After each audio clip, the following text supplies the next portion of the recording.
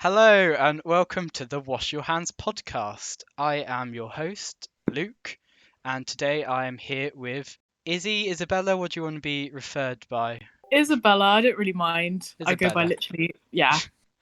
Bella, Isabella, Swarbs, any of that, yeah. Whatever, yeah. So today on the Wash Your Hands podcast, we're going to be talking about the current, well, I say current, but the Black Lives Matter movement, which has gained a lot Yeah. of momentum. And the reason we decided to do this, I'd say, is in a bid to try and keep the momentum alive as well as we can apply it to other subject areas and just try and educate and have a good time all together, really. Yeah, sounds good. You can tell it's like our first thing. Yeah, first But yeah. podcast ever. Yeah. So what I'm going to start with is I'm going to say, well, what spoke this on? What started this building momentum, would you say? Because there's going to be a couple listeners out there who may have no idea. They may be Yeah. just found this somehow and have gone, oh, I don't know enough about that. So go on, lead us through. How did this Well, gain I momentum? think, you know, it's been a conversation that's been going throughout, a long, long time. I mean, I think the first time I really heard of like injustices, particularly in America against Black people, was when I heard the song like "The Police" by NWA, and they spoke about kind of being racially profiled by leaders, by authority. And I was kind of like, hold on a minute, and that was years and years ago. Hmm. And I think, I think that's kind of where a lot of people have been introduced to the kind of ACAB movement, the, the kind of the cops versus the people kind of thing. But I think what most people are, going off of is the whole incident with George Floyd, the most recent one, Breonna Taylor as well. But there have been countless other cases that have gone kind of worldwide. Yeah. So just while we're on that, do you want to maybe explain the ACAB sort of in a bit more detail? Because a lot of people would get that knowing what the acronym stands for, which is all cops are bastards. Yeah. Do you want to like explain that? Because there are a lot of arguments put up going, well, my uncle's a policeman and I know that he's a good, genuine guy. Do you want to? Yeah. Yeah. I think I can totally understand why people would see ACAB as a movement and be like, but not all cops. And yeah, not all cops, like genuinely not all cops. But I think also if you want to pursue a career under a racially kind of structured system, a white, a like predominantly white system, I think in some ways being complicit to all of this violence means that you're not innocent, means that you're also a bastard. I think, there are lots of arguments, but I think that that is kind of what I hold synonymous with ACAB. I don't know. What do you think? Yeah. Well, I would agree. It's that sort of. It's not in the bastard term in this case. I wouldn't apply to the insult that you get. It's more of the sort of like Yeah. the older meaning of a sort of, I don't know how to say this, but it used to be used as slang for something that was wrong because it was a Yeah. child out of wedlock. And I mean, I totally disagree that, but subject for another day. And it's Yeah. that sort of saying the system itself is wrong, so the act of Yeah. creating the child is wrong, not the child or the cops inside it. It's the corruption of the system and the foundation it's built upon. Yes, absolutely. And I think there are lots of institutions that only just now have come to light, that are structurally racist. There are so many systems that we live under that are being dismantled now. And I think the justice system in particular, all of it, not just the police force, the way that the courts work in America in particular, I mean, what? Mm, But yeah, I think that the kind of ACAB movement is highlighting that and saying, not all cops, yeah, but also if you are standing by and being complicit, if you're standing by and letting your colleague kneel on someone's neck for 8 minutes and 43 seconds, then are yeah. you, you know, are you a good cop? Um, I would say yes, there are a lot of good cops, but it's incredibly hard to be able to stand up and say what we're doing as a system is wrong. Mm, mm. And then you also get And some of the sort of false reports of that almost. Like there's a lot of the news focuses a lot on all those cops kneeling in solidarity, but then they start firing tear gas and the rubber bullets and it's really difficult to decipher, what is genuine solidarity from the cops and what is media, being able to twist the media to your advantage, I suppose. It's kind of like, what do you trust? And there have been times when I kind of want to take a break from the media and I go, oh, let's watch this really nice cop hugging this black girl, but I think, what is this though? yeah. What is this targeted to manipulate the audience? Is this to show that there are good cops? I really don't know. It's a question for everyone, I suppose. So yeah, that takes us on quite nicely to what we're going to discuss about what is America's actual response to it. Do you think the higher ups, I think I know your opinion on this, seeing a lot of your tweets, but Yeah. what do we think about the president and the chiefs of police and the sergeants, their responses to the peaceful protests and the protests in general? I have so many. I like, as you say, like, I'm very vocal online about my opinion of authority, and I always have been, always will be.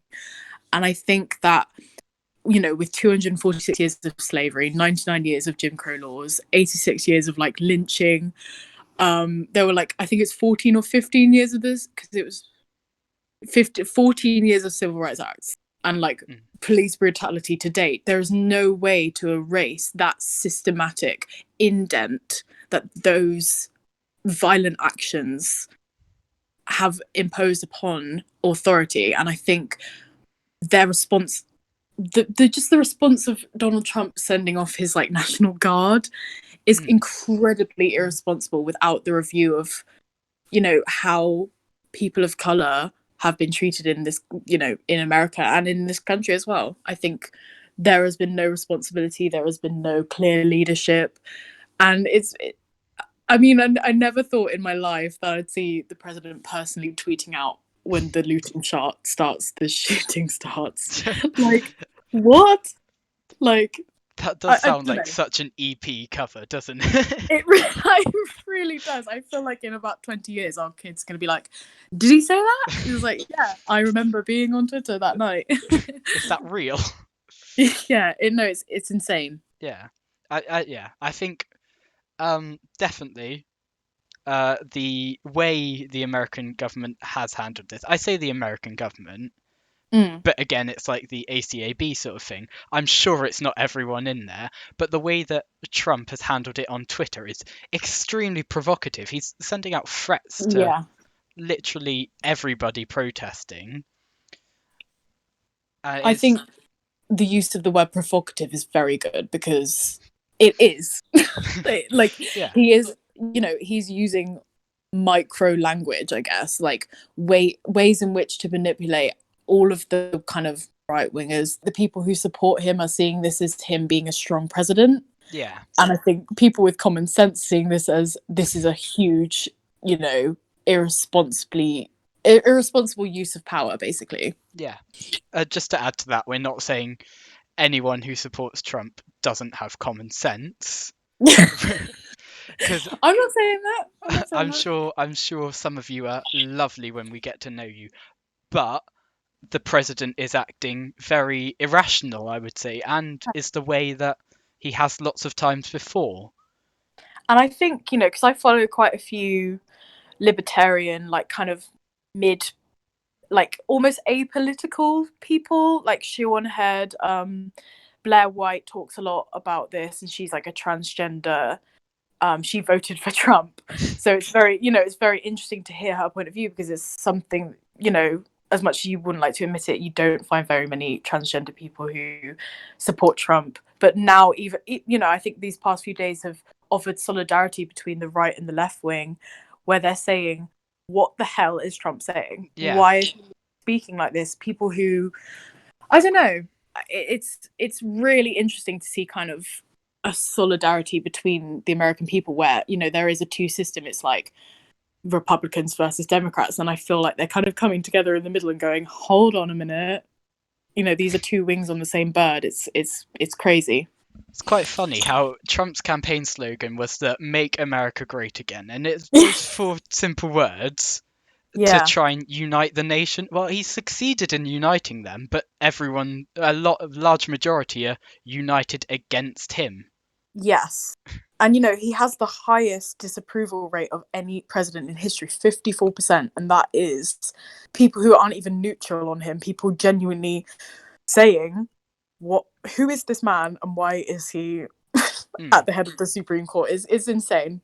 And I can understand where people may have voted for him in 2016 would have gone actually I will vote for Trump, because I was talking to an American, because obviously we're both English so have no bearing over there, but I was talking to an Yeah. American and he went actually I did vote for Trump purely because I thought he was the lesser of two evils. But Yes. that same American this week has publicly put on his story saying, what is happening over here? Why Yeah. is this right? This isn't. And I think in 2016, America really just needed a change. And I can see why, voting for another Democratic leader may have possibly not shown change. And also, Hillary was, she wasn't an angel. They were Yeah. both not, they weren't great options for America. But yeah, I'm glad that people are kind of starting to see through his actions. Yeah, and they're sort of waking up to the reality that, like, I'm sure a lot of white people in here and America are waking up to the reality that there is such a inbuilt racism against darker, well, people of color. People of color and black people are, I think it's key at this time to call them black people because it is black discrimination.